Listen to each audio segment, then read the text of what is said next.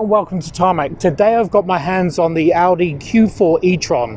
Not only does Audi say that it's basically bringing the EV to the majority, so making it more affordable for the masses, but it's also 4 cars in one. Come, let's take a look at this. Now, when I say 4 cars in one, what I mean is, in terms of size, it's actually a compact SUV. But when you sit inside, it's actually got the space of a medium-sized SUV. Also, when you open the boot, it's got the basically interior, so the boot size of an Audi Q4. And also, it's actually got as many cup holders as an S8. So, very much 4 cars in one. So, you're getting your value as far as a vehicle or an SUV or an EV goes.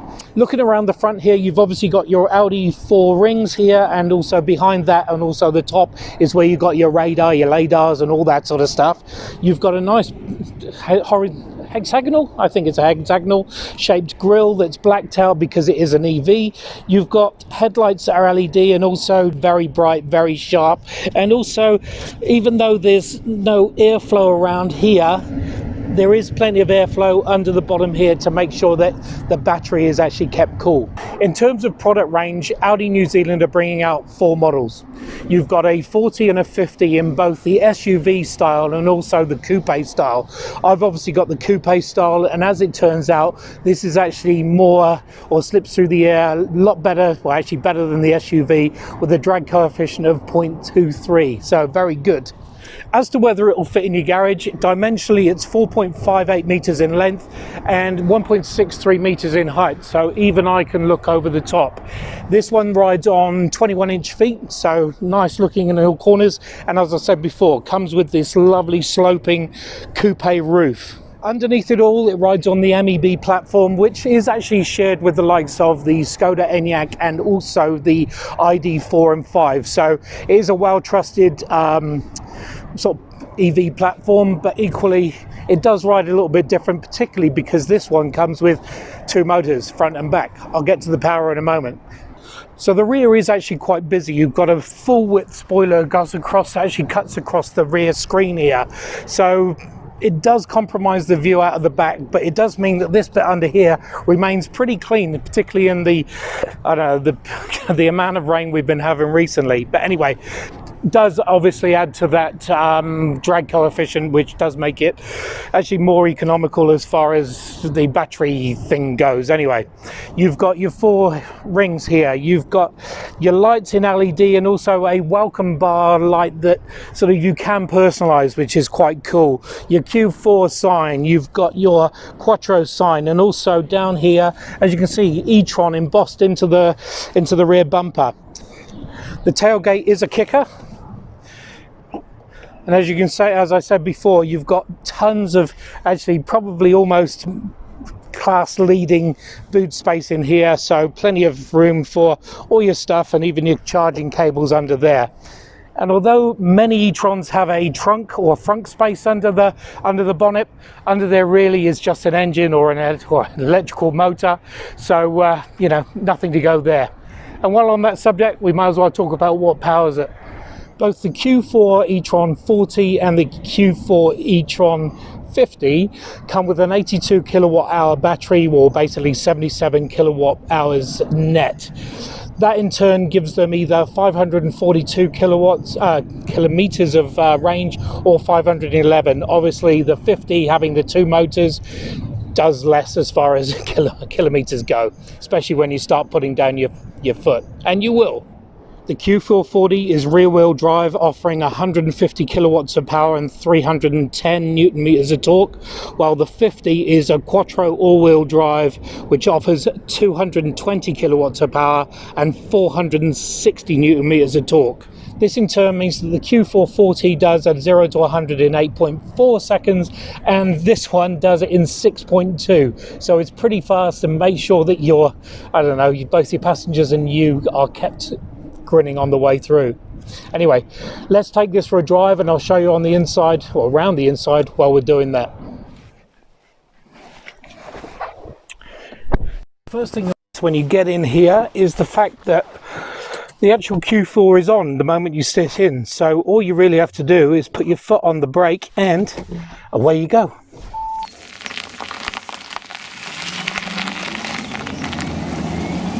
Now, admittedly, some may find the fact of an instant on a little bit disconcerting, and even I have to agree that when you're leaving your vehicle and it still seems to be on is a bit worrying, but it all seems to work really well. And like I said before, I like the fact that you can just sit in and just away you go. And away you go is actually the optimum word here, or optimum phrase, because 0 to 100 in 6 point something seconds is actually really hot hatch territory. And for a sort of compact SUV, it's all instant, and from an easy EV point of view, it's all instant speed, and just the thrust is there. The other thing about this vehicle, when you're on the move, the adaptive suspension, the all-wheel drive system just means that you just hug the road in all corners, in all sort of weather conditions, and you can change the dynamics or your drive select to go from comfort to auto to dynamic to individual if you want to mess those around, and efficiency to protect that battery life. In all honesty, kind of like dynamic. So the speed's there, and also the Audi-ness about it. So the cabin itself is very sort of, well, you wouldn't mistake it for any other car than an Audi, aside from even including the fact that you got the 4 rings on this. I like to call it square, but it's more hexagonal shaped steering wheel, which is really great to grip and really funky. And it has the S-line badging on it, so you know you are in something a little bit more sporty and a little bit more powerful.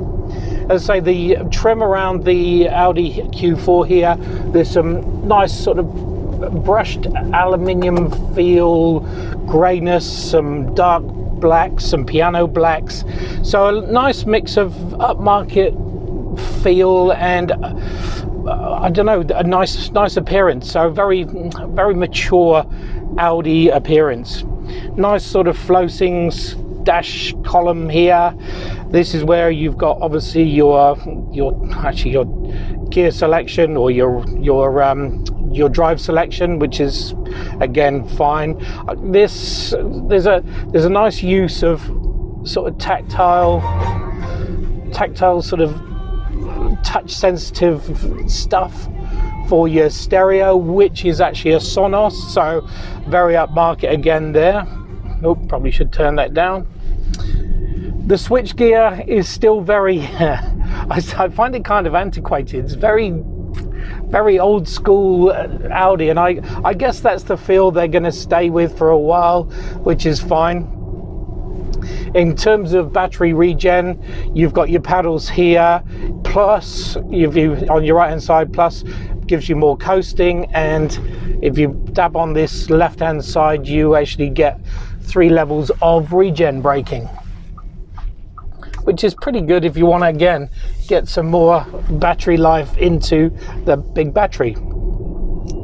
When it comes to range, it's actually not far off. I've managed to do a little bit of efficiency driving in between my dynamic, and the consumption is pretty good. Right now I'm consuming 18.6 kilowatt hours per 100 kilometers, so probably not the most efficient, but not bad. And again, did I mention the cornering? It's so good. The MEB platform, as I say, have been driving that on the Volkswagen products across the Skoda and Volkswagen, and it is a solid platform. And when you add in the 4-wheel drive or the Audi Quattro drive, you do get a very stoic, well balanced, well positioned drive. Steering's good, as positive as can be, and also, you know, you're not too far removed from the ground below. Cabin itself very quiet. Visibility out the back I've already mentioned. That sort of bar goes across does compromise some of your view. Small rear view mirror, so you're not really going to get to see too much out the back, but big mirrors, big windscreen, everything else is fine. Digital cluster for your instrumentation, digital cluster for your infotainment, and very easy to navigate around. it's very Audi cool. One last thing about the cabin, and that's in the door cards here. You can actually fit a full bottle into the door card here. I'll show you, and it's very awesome. A really good use of something that usually goes unnoticed. Door cards are, you know, they're just door cards. So there you have it, the new Audi Q4 e-tron. 4 options available right now in 2 body styles but 1 battery level, and it, like I said before, it's 4 vehicles in one when it comes to size, space, and cup holders. I don't know why I've got fascination with cup holders, but there you go. It is quick, it is compact and easy to navigate around town, and got all that whole Audi Quattro style, and I personally prefer the coupe, but that makes me a little bit more sporty, and the S-line. So yeah, I do like the top of the line, but there you go. Thanks for watching. Make sure you subscribe, and we'll see you on the next one. See ya.